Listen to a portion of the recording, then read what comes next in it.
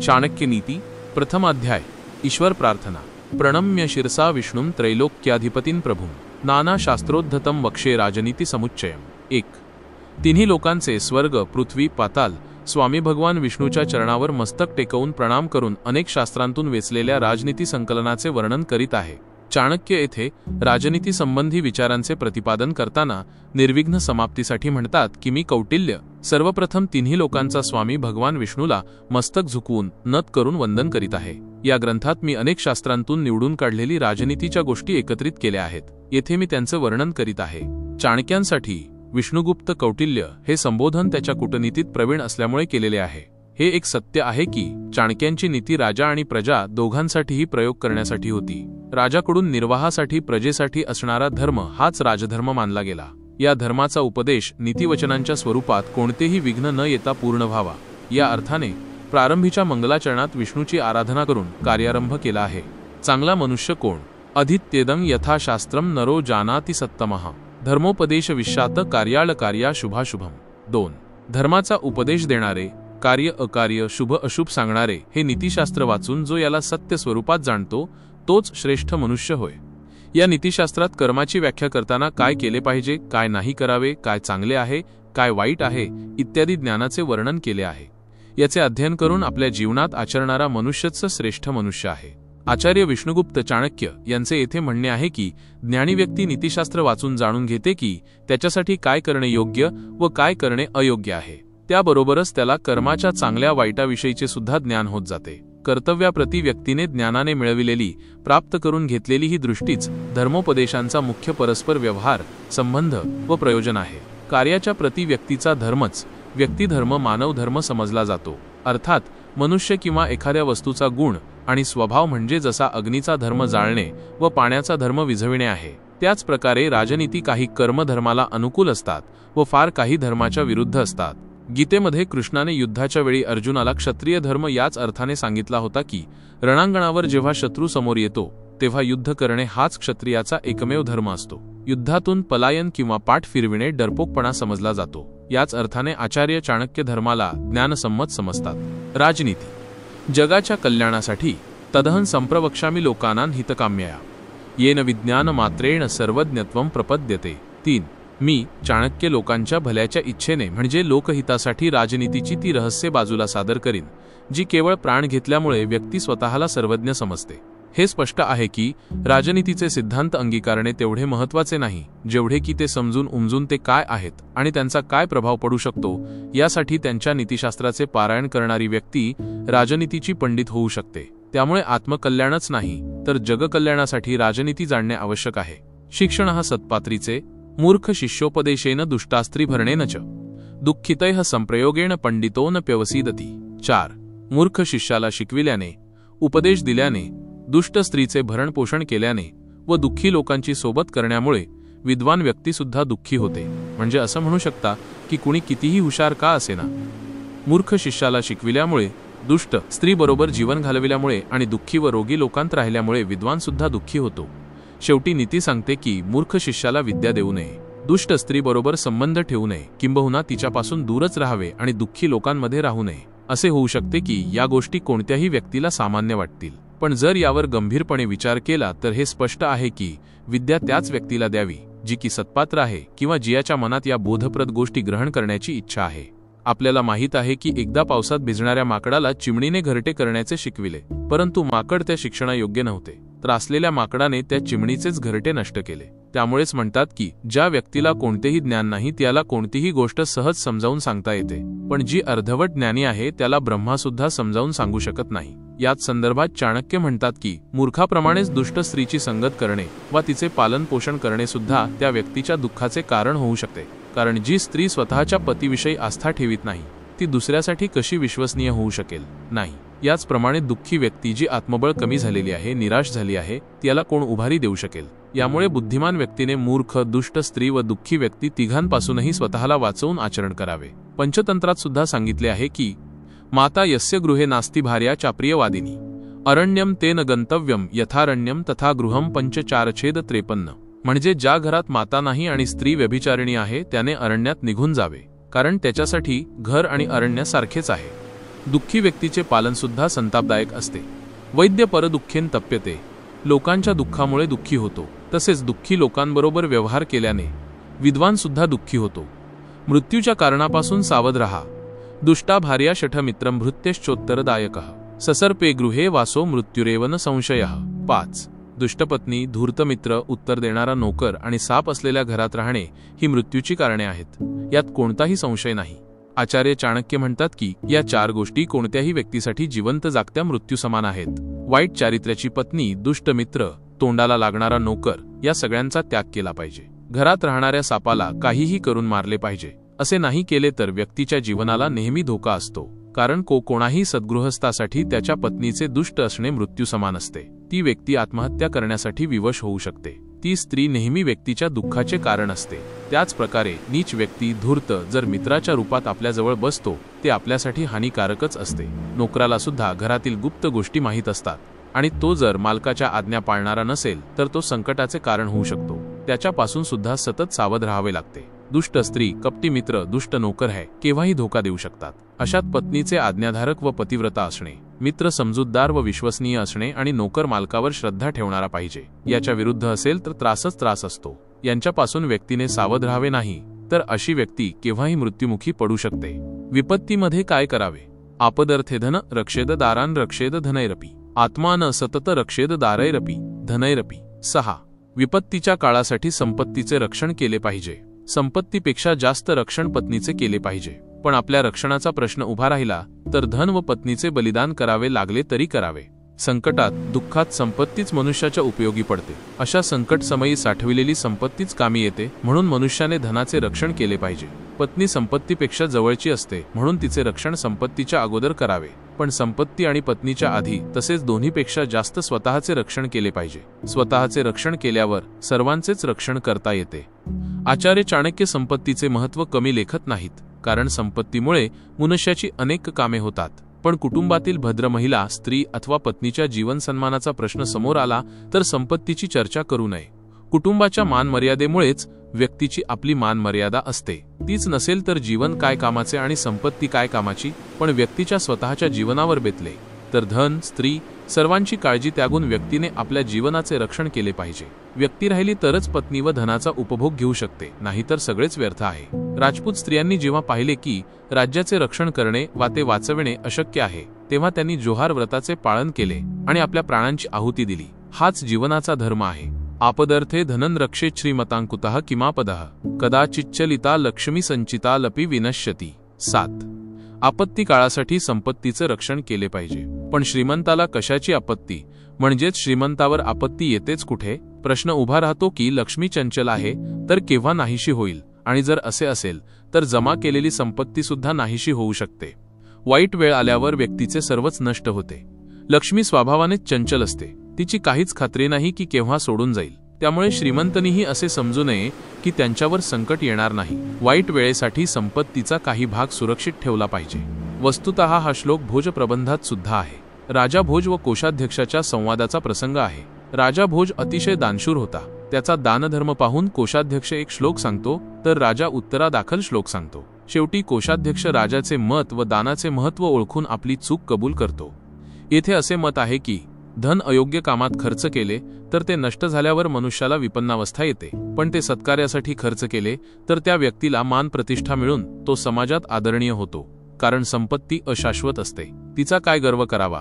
व्यक्ती ते कमावते, पण वास्तविक शक्ती ईश्वर देणगी आहे व शाश्वत आहे. जोपर्यंत त्याची कृपा आहे तोपर्यंत सगळेच आहे. पण हेही निश्चित आहे की संपत्ती मनुष्याच्या कष्ट, बुद्धी व कार्यक्षमतेने प्राप्त होते, आणि हे आहे तोपर्यंत तिचा ऱ्हास होत नाही. श्रम, बुद्धी आणि कार्यक्षमतेच्या अभावामुळे ती साथ सोडते. मूळ बाब श्रम, बुद्धीची कार्यक्षमता टिकून राहण्यामुळेच लक्ष्मी टिकून राहते. अशा स्थानी राहू नका. यस्मिन देशे व सम्मानो न वृत्तिर्न च बांधवाः न च विद्यागमो न व्यस्ती वासस्तत्र न कारयेत. 8. ज्या देशात सन्मान नाही, जेथे उपजीविकेचे साधन नाही, जेथे आपले भाऊबंद नाहीत आणि जेथे विद्या असंभव आहे अशा स्थानी राहू नये. अर्थात ज्या देशात किंवा शहरात खालील सोयी नाहीत अशा स्थानी आपण निवास करू नये. 1. जेथे कोणाही व्यक्तीचा सन्मान होत नाही. 2. जेथे व्यक्तीला काहीही काम मिळत नाही, जेथे आपले कोणी नातेवाईक किंवा परिचित नाहीत, जेथे विद्याप्राप्तीचे साधन नाही. म्हणजे शाळा, कॉलेज व वाचनालय नाही. अशा स्थानी राहून काहीही लाभ होत नाही. त्यामुळे अशा स्थानांचा त्याग करणेच उचित होय. मनुष्याने उपजीविकेसाठी उपयुक्त स्थळ निवडले पाहिजे. तेथील समाजच हा खरा त्याचा समाज असतो. कारण मनुष्य सांसारिक प्राणी आहे. तो केवळ पोट भरण्यासाठी जिवंत राहू शकत नाही. जेथे त्याचे मित्र भाऊबंद आहेत तेच त्याच्या उपजीविकेसाठी योग्य स्थान आहे. विचारशक्ती टिकविण्यासाठी ज्ञानप्राप्तीची साधने तेथे सुलभ असतील, त्याशिवाय त्याचा निर्वाह नाही. यामुळे आचार्य चाणक्य येथे नीतिवचनात सांगतात की व्यक्तीने त्या देशात निवास करू नये जेथे त्याला सन्मान मिळणार नाही व उपजीविकेचे साधन नाही. ना तर भाऊबंद आहेत, ना तर विद्याप्राप्तीचे साधन. जेथे ही साधने उपलब्ध आहेत तेथे राहावे. धनिकः श्रोत्रियो राजा नदी वैद्यस्तु पंचमः पंच यत्र न विद्यन्ते न तत्र दिवसे वसेत. 9. जेथे कोणी सावकार, वेदपाठी, विद्वान, राजा व वैद्य नाही, नदी नाही, अशा 5 स्थानांवर एकही दिवस राहू नये. अर्थात या स्थानावर एक दिवस सुद्धा राहू नये. ज्या शहरात एकही श्रीमंत व्यक्ती नाही, ज्या देशात वेद जाणणारा विद्वान नाही, ज्या देशात राजा किंवा सरकार नाही, ज्या शहरात किंवा गावात कोणी वैद्य डॉक्टर नाही, ज्या स्थानाजवळ एखादी वाहती नदी नाही. कारण आचार्य चाणक्य मानतात की जीवनातील अडचणीत या 5 वस्तूंना अत्यधिक महत्त्व आहे. संकटकाळी धनाची आवश्यकता असते, तिची पूर्ती श्रीमंतच करू शकतात. कर्मकांडासाठी विद्वान पुरोहिताची गरज असते. राज्य शासनासाठी राजाची गरज असते. पाणी पुरवठ्यासाठी नदी व रोगनिवारणासाठी वैद्याची गरज असते. यामुळे आचार्य चाणक्यवरील 5ही सुविधांना जीवनासाठी अपेक्षित सुविधा मानून त्यांच्या आवश्यकतेवर जोर देतात आणि या सुविधांनी युक्त जागी राहण्यास सांगतात. लोकयात्रा, भयम, लज्जा, दाक्षिण्यम, त्यागशीलता. पंच यत्र न विद्यन्ते न कुर्यात् तत्र संगतिम. 10. 2. आचार्य चाणक्य सांगतात की ज्या जागी कामधंदा नाही मिळणार, लोकांमध्ये भय, लज्जा, उदारता आणि दान करण्याची वृत्ती नसेल, अशा 5 स्थळांना मनुष्याने आपल्या निवासासाठी निवडू नये. या 5 वस्तूंना विस्ताराने सांगताना म्हणतात की जेथे खालील 5 नाहीत त्या जागेशी, स्थानाशी कोणताही संबंध ठेवू नये.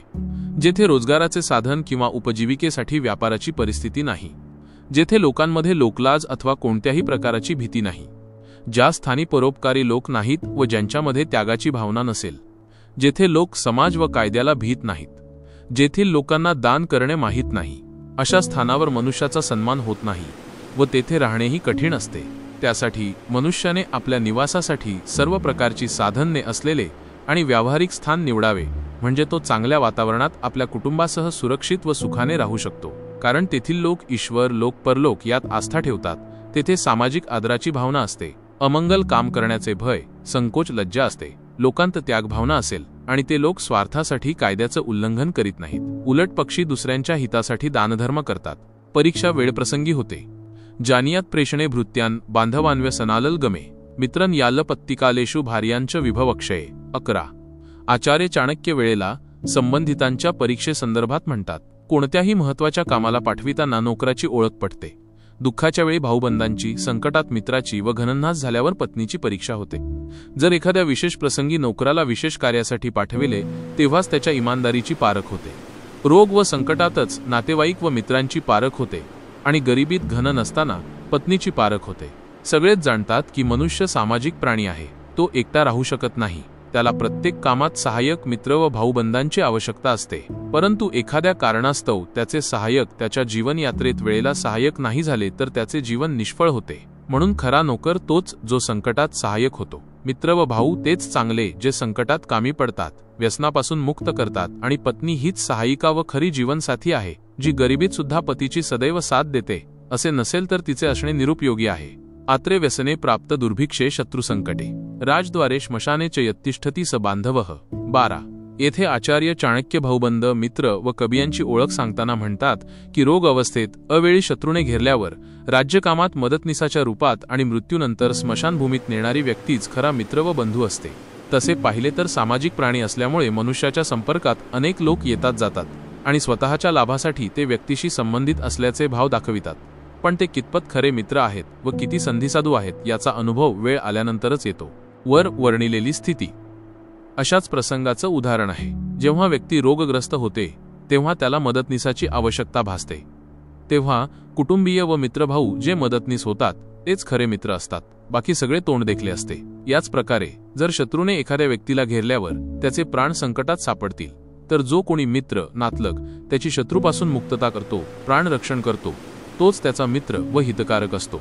बाकी सर्व नाती स्वार्थापुरती असतात। असंच राजा आणि सरकारतर्फे न्यायाच्या मामल्यात खटला लावला जातो वा एखाद्या राजकीय कार्यात त्याच्या समोर समस्या येते तेव्हा मित्रभाऊ जर ते खरे असतील तर हेच सहकार्य करतात। मृत्यूनंतर तर आपण सगळेच जाणतो की मनुष्य 4 जणांच्या खांद्यावरच स्मशानात पोहोचतो। अशा वेळी मित्र व संबंधीच अपेक्षित असतात। अशाच वेळेस खऱ्या व इमानदार मित्राची वास्तविक पारख होते। हातात आलेली वस्तू गमावू नका। यो ध्रुवाणी परित्यज्य ह्यध्रुवम परिसेवते ध्रुवाणी तस्य नश्यन्ति चाध्रुवम नष्टमेव तत्। 13 आचार्य चाणक्य सांगतात की जो निश्चित असलेले त्यागून अनिश्चिततेचा आधार होतो त्याचे निश्चितही नष्ट होते। अनिश्चित तर स्वतःच नष्ट होते। अभिप्राय असा आहे की जी वस्तू मिळणे निश्चित आहे तीच प्रथम प्राप्त करून घ्यावी, तेच कार्य प्रथम करा। असं न करता जो मनुष्य जी वस्तू मिळणार नाही तिच्याकडे प्रथम धावतो त्याचे निश्चितही नष्ट होते, म्हणजेच मिळणारी वस्तूही मिळत नाही। अनिश्चिताचा विश्वास करणे हाच मूर्खपणा आहे। ती नष्ट होणारच असे गृहीत धरावे। असा मनुष्य नेहमी अर्धे सोडून संपूर्णाकडे धावतो, अर्धही मिळत नाही व पूर्णही मिळत नाही अशा स्थितीचा बळी ठरतो। या संदर्भात अनेक उदाहरणं देता येतील। काही व्यक्ती फक्त मनोरथ रचून कार्याची प्राप्ती मानतात। ते जे की मिळण्यासारखे हातात आहे त्याची पर्वा न करता जे हाती नाही त्याच्या भ्रमात पडतात आणि होते हे की जे मिळवू शकले असते ते सुद्धा गमावून बसतात। असे लोक फक्त मोठेपणा सांगतात, कामात ढिलाई दाखवितात व शेक चिल्ली होऊन बसतात। त्यामुळे मनुष्याने आपल्या साधनानुसार कार्याची योजना करून पुढे चालावे, तरच ते या जीवनसागरात शरीररूपी नौकेने पार जाऊ शकतात, नाहीतर नाव प्रवाहात मनोराज्यांच्या भोवऱ्यात फसून बसेल। म्हणून मनुष्याने आपली क्षमता ओळखून काम करावे। काम केल्याने होते मनोरथाने नाही। समान असणाऱ्यातच विवाह शोभतो। वरयेत्य कुलजा प्राज्ञो निरूपामपि कन्यकाम रूपवतीन्न नीचस्य विवाहः सदृशे कुले। 14 आचार्य चाणक्य विवाह संदर्भात रूप आणि कुल यात कुळाला श्रेष्ठ मानून म्हणतात की बुद्धिमान मनुष्याने सुंदर नसली तरी कुलीन कन्येशी विवाह करावा, पण नीच कुळातील कन्या सुंदर व सुशील असली तरी तिच्याबरोबर विवाह करू नये, कारण विवाह समान कुळातच करावा। विवाहासाठी वर आणि वधू दोघांचेही घराणे सारखेच असावे। बुद्धिमान पुरुषाने आपल्या बरोबरीच्या कुळातील कन्येबरोबरच विवाह करावा। जरी कन्या साधारण रंगरूपाची असेल तरीही हलक्या कुळातील कन्या सुंदर सुशील असली तरी तिच्याशी विवाह करू नये। गरुड पुराणात हा श्लोक पाठभेदाने सापडतो। त्यात सुद्धा हे सांगितले आहे की समान कुलव्यसनेच सख्यम म्हणजेच मैत्री व विवाह सारख्या लोकांतच शोभून दिसतो। विजातीय किंवा विषम मेळ नसलेले लग्न विवाहात अनेक अडचणी येतात, अनेक समस्या उत्पन्न होतात। मनुस्मृतीमध्ये जरी प्रतिकूल विवाहाचे विधान असले तरी पाहण्यात हेच येते की विजोड विवाह अनेक कारणांमुळे अयशस्वी ठरतात किंवा त्यांचा परिणाम सुखद होत नाही। यासाठी जीवनाच्या संदर्भात विवाहासारख्या महत्त्वपूर्ण प्रश्नाला भावनेची शिकार होण्यापासून वाचविणे हेच नीतिमान्य आहे। पाहून पारखून विश्वास ठेवा। नखिनांचं नदीनांचं शृंगीणान शास्त्र पाणिनाम शिवसाखो नैव कर्तव्यः स्त्रीषु राजकुलेषु 15 येथे आचार्य चाणक्य विश्वसनीयतेच्या लक्षणांची चर्चा करताना म्हणतात की लांब नखे असणारे हिंसक पशु, नदी, मोठ्या शिंगांचे पशु, शस्त्रधारी स्त्रिया आणि राजपरिवारांचा कधीही विश्वास करू नये, कारण हे केव्हा घात करतील व केव्हा वार करून जखमी करतील याचा काही भरवसा नाही। जसे लांब लांब नख असलेले सिंह, अस्वल आणि वाघ इत्यादींवर भरवसा ठेवता येत नाही, कारण त्यांच्या बाबतीत आपण हे गृहीत धरू शकत नाहीत की ते आक्रमण करणारच नाहीत। हिंसक पशु स्वभावानेच आक्रमक वृत्तीचे असतात, त्यामुळे त्यांच्यावर विश्वास ठेवणारा नेहमीच फसतो। तसेच आपण जर एखादी नदी पार करू इच्छित असाल तर आपण कोणाही असे सांगणाऱ्या व्यक्तीवर विश्वास ठेवू नये की नदीचे पाणी किती खोली आहे, कारण नदीचा प्रवाह व खोली संबंधात निश्चित काही अनुमान सांगता येत नाही। त्यासाठी आपण नदीत उतरत असाल तर सावध राहणे आवश्यक आहे। याच प्रकारे आचार्य चाणक्यांचे सांगणे आहे की शिंग असणारे पशु आणि शस्त्रधारी मनुष्याचा भरवसा देता येत नाही, कारण ते आपल्या स्वार्थासाठी किंवा आपल्या वेडेपणात केव्हा आपले नुकसान करतील ते सांगता येत नाही। अशाच प्रकारे स्त्रियांचा सुद्धा डोळे झाकून विश्वास करता येत नाही, कारण त्यांच्या मनात काय आहे हे कोणास ठाऊक। ते आपले संकुचित विचार, द्वेष व ईर्षेने आपल्याला चुकीचा सल्ला देऊन चुकीचे व त्यांच्या मनासारख्या कामाला प्रेरित करतील। आचार्य चाणक्यांचे स्पष्ट मत आहे की बऱ्याच स्त्रिया बोलतात एक आणि करतात एक, त्या प्रेम एकावर करतात व प्रेमाची प्रदर्शने दुसऱ्याबरोबर करतात, म्हणून त्यांच्या स्वामीभक्ती व पतिव्रता असण्यावर विश्वास ठेवू नये, त्यापासून सावधच राहिले पाहिजे। अशाच प्रकारे आचार्य चाणक्य राजकुळाची सुद्धा चर्चा करतात। त्यांच्या मते राजनीती नेहमी परिवर्तनशील असते। राजपरिवारातील लोक सत्ता पक्षाशी संबंधित असल्यामुळे किंवा सत्ता हस्तगत करण्यासाठी कपटी चाली करतात, त्याचेच ते बळी ठरतात। त्यांचे मित्र व शत्रू सामायिक लाभ नुकसानीवर अवलंबून असतात। या संदर्भात ऐतिहासिक दाखले पाहिले तर हे सत्य स्पष्ट असते की राज्यप्राप्तीसाठी पुत्र पित्याची हत्या करतो, त्याला कारागृहात डांबतो. कंसाने लोभापायीच वडील उग्रसेनाला तुरुंगात डांबले होते. आपल्या प्राणांचे रक्षण करण्याच्या हेतूने बहीण असलेल्या देवकीला पती वासुदेव सोबत जेलमध्ये टाकले होते. कृष्णाचा जन्म कंसाच्या कारागृहातच झाला होता. म्हणून चाणक्यांच्या मतानुसार या 6 संबंध आणि शक्तींवर अंधश्रद्धा ठेवू नये, कारण यांचे मन व वृत्ती क्षणोक्षणी बदलत असते. नीती हेच सांगते. सार समजून घ्या. विषादप्यमृतं ग्राह्यम मेध्यादपि कांचनम नीचादप्युत्तमान विद्यान स्त्रीरत्नम दुष्कुलादपि. 16. आचार्य चाणक्य येथे साध्याचे महत्त्व विशद करताना साधनाला दुय्यम मानून म्हणतात. विषातून अमृत व घाणीतून सोने घेतले पाहिजे. नीच व्यक्तीकडून सुद्धा उत्तम विद्या घेतली पाहिजे आणि दुष्ट कुळातून सुद्धा स्त्री रत्न घेतले पाहिजे. अमृत हे अमृतच असते. ते जीवनदायक आहे. म्हणून विषात पडलेले अमृत घेणे सुद्धा योग्य आहे. सोने कोठे घाणीत जरी पडलेले असले तरी ते उचलून घ्यावे. चांगले ज्ञान व विद्या नीच कुळातील व्यक्तीकडून मिळाली तरी घ्यावी. याच प्रकारे दुष्ट कुळातील गुणवान सुशील कन्या असेल तर तिचा स्वीकार अवश्य करावा. सांगण्याचे तात्पर्य हे आहे की व्यक्तीने अमृत, सुवर्ण, विद्या आणि गुण व स्त्री रत्न ग्रहण करण्यास कधीही संकोच करू नये. त्यांचा स्वीकार करताना गुणाला महत्त्व द्यावे, साधनाला नाही. अर्थात वाईट स्रोतापासून एखादा उत्तम पदार्थ प्राप्त होत असेल तर तो प्राप्त करून घेण्यास मनुष्याने संकोच करू नये, कारण लक्ष्य साध्य आहे, साधन नाही. एका जागी चाणक्य म्हणतात की नीच कुळातील सुंदर कुमारीबरोबर विवाह करू नये, परंतु येथे त्यांचे म्हणणे असे आहे की जरी कन्या हलक्या कुळात जन्मलेली असली पण ती गुणवती असेल तर तिचा स्वीकार करणे हे चाणक्य आपत्ती मानत नाहीत. येथे त्यांनी तिच्या गुणांचा संकेत दिला आहे, फक्त रसिकासारखे तिच्या रूपाकडे नाही. विवाह संबंधी चाणक्यांचे स्पष्ट मत आहे की तो समान पातळीवरील कुटुंबातच व्हावा. असे दिसून येते की विवाहानंतर होणाऱ्या परिणामांशी पूर्णतः परिचित होते.